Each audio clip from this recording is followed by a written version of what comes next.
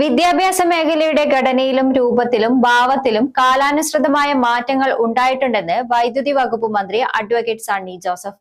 തൊഴിലധിഷ്ഠിത വിദ്യാഭ്യാസം അത്യാവശ്യമാണെന്നും സണ്ണി ജോസഫ് പറഞ്ഞു.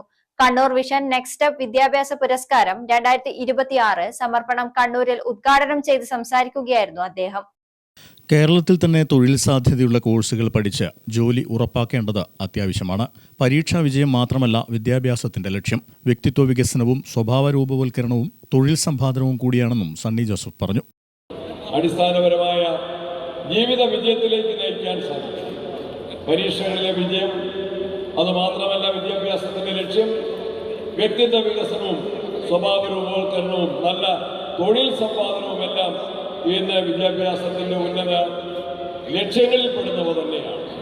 അതിനെല്ലാം നിങ്ങളെ പ്രാപ്തരാക്കാൻ സാധിക്കുന്ന തരത്തിലാണ് കണ്ണൂർ വിഷൻ മാധ്യമരംഗത്ത് കഴിഞ്ഞ 2 പതിറ്റാണ്ടുകളായി നമ്മളുടെ എല്ലാവരുടെയും മുൻപിൽ വീടുകളിൽ നിറസാന്നിധ്യമായിട്ട് സേവനം ചെയ്തുകൊണ്ടിരിക്കുന്ന കേബിൾ ഓപ്പറേഷനിലൂടെ നമുക്ക് ചൂട് നഷ്ടപ്പെടാതെ വാർത്തകളും അതുപോലെ തന്നെ വിവരങ്ങളും എല്ലാം നൽകിക്കൊണ്ടിരിക്കുന്ന ഈ വലിയ പ്രസ്ഥാനം അതിൻ്റെ സാമൂഹ്യ പ്രതിബദ്ധതയുടെയും ഭാവി രൂപകൽപ്പന ചെയ്യുന്നതിനുള്ള പങ്കാളിത്തത്തിൻ്റെ ഭാഗമായിട്ടാണ് കണ്ണൂർ ജില്ലയിൽ നിന്ന് ഇത്തരത്തിൽ വിജയികളായ കുട്ടികൾക്കുള്ള ഒരു അനുമോദന സദസ്സ് ഹൃദ്യമായി സംഘടിപ്പിച്ചിട്ടുള്ളത്.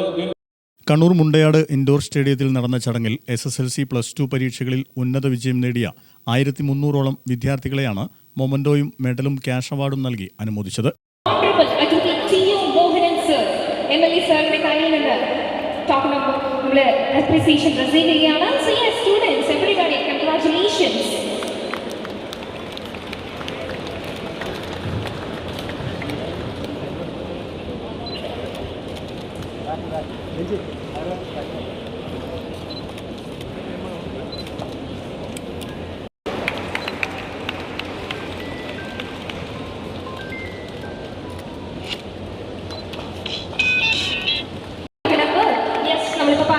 വിദ്യാർത്ഥികളെ നല്ല രീതിയിൽ കൈവച്ച് പ്രോത്സാഹിപ്പിച്ച് നമുക്ക് നമ്മുടെ മെഡൽ പ്രസന്റ് ചെയ്യാം.